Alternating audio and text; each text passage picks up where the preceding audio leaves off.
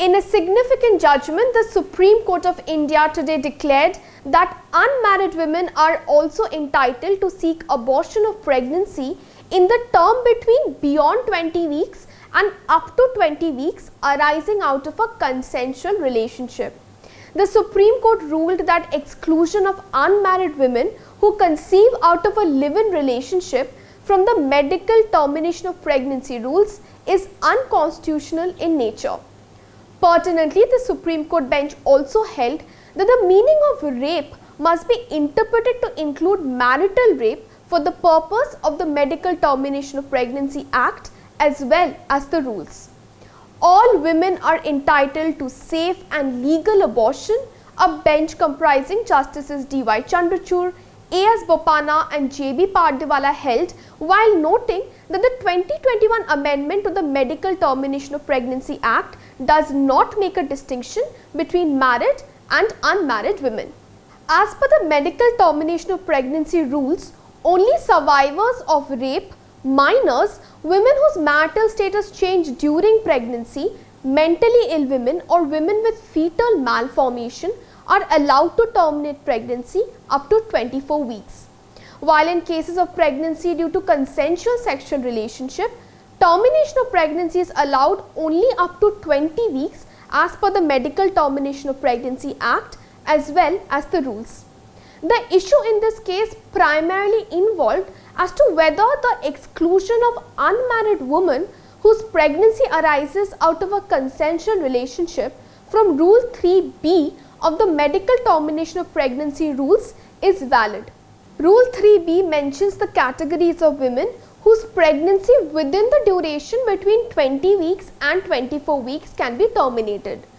These categories of women include survivors of sexual assault or rape or incest, minors, change of marital status during the ongoing pregnancy like widowhood and divorce, women with physical disabilities, mentally ill women including mental retardation, women with pregnancy in humanitarian settings or disaster or emergency situations, and women carrying fetus with malformation, and thus does not explicitly include an unmarried woman whose pregnancy arises out of a consensual relationship.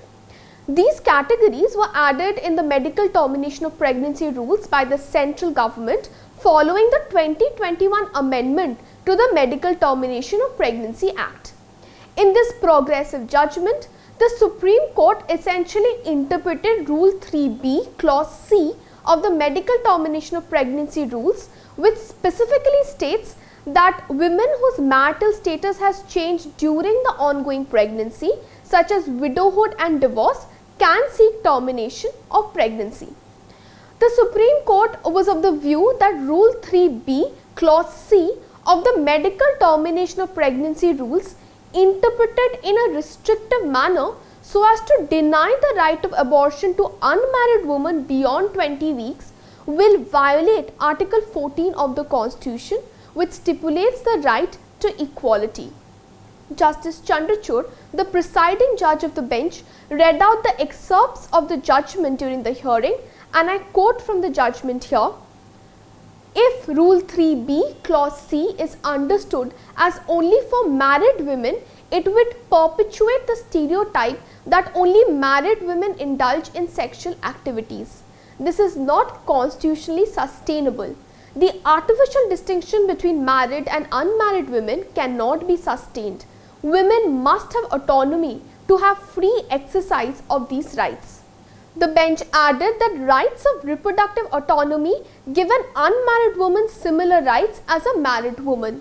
Thus, even unmarried women who become pregnant from consensual sexual relationships are entitled to terminate pregnancy up to 24 weeks, the bench held. Emphasizing that reproductive right is a part of individual autonomy, the bench observed, and I quote, "The fetus relies on the woman's body to sustain. Therefore, the decision to terminate is firmly rooted in their right of bodily autonomy. If the state forces a woman to carry an unwanted pregnancy to the full term, it will amount to an affront to her dignity." The judgment also highlighted how the law must be interpreted keeping in mind the changing social norms.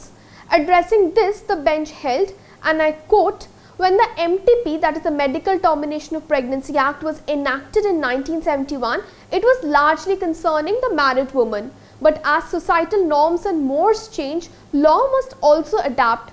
Changing social mores must be borne in mind while interpreting provisions. Societal realities indicate the need to recognize legally non-traditional family structures." Interestingly, after the judgment was pronounced today, a lawyer informed the Supreme Court bench that today happens to be the International Safe Abortion Day, to which Justice Chandrachud said that he had no idea that the pronouncement of the judgment would actually coincide with the Safe Abortion Day, and then proceeded to thank the council. Now let us move on to another crucial aspect of the judgment, which held that for the purpose of the Medical Termination of Pregnancy Act, marital rape has to be considered as falling within the meaning of rape in order to save women from forceful pregnancy.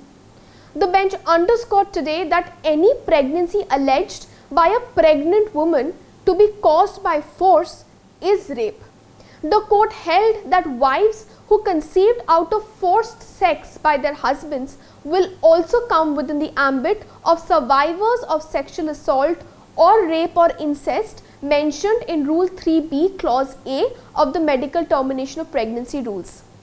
For context, Rule 3B Clause A mentions the categories of women who can seek termination of pregnancy in the term between 20 and 24 weeks.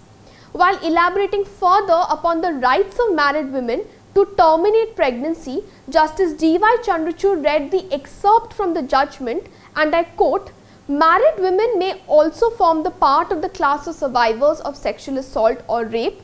The ordinary meaning of the word rape is sexual intercourse with a person without consent or against their will.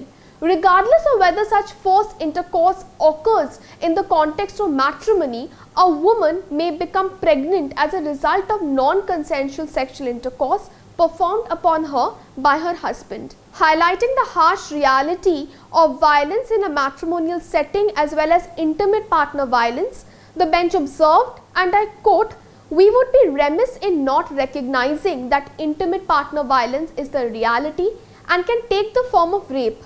The misconception that strangers are exclusively or almost exclusively responsible for sex and gender-based violence is a deeply regrettable one. Sex and gender-based violence in all its form in the context of family has long formed a part of the lived experiences of women."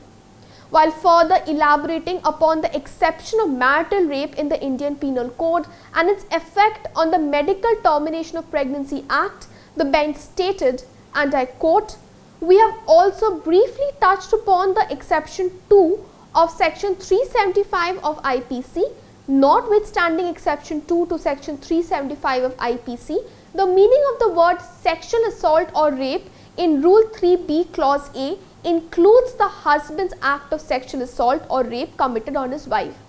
However, the bench clarified that including marital rape within the meaning of rape was solely to be done for the purpose of the Medical Termination of Pregnancy Act.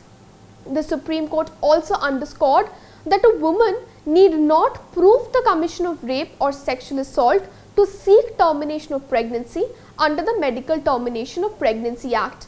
It may be noted that the Supreme Court is at present considering petitions challenging the constitutionality of exception 2 to section 375 of the Indian Penal Code, which exempts marital rape from the offence of rape. Thank you. I'm Aratrika Bhaumik for Live Law. If you want more information about the judgment, you can refer to our detailed reports, the link to which has been given in the description box below. Keep watching Live Law for more such updates.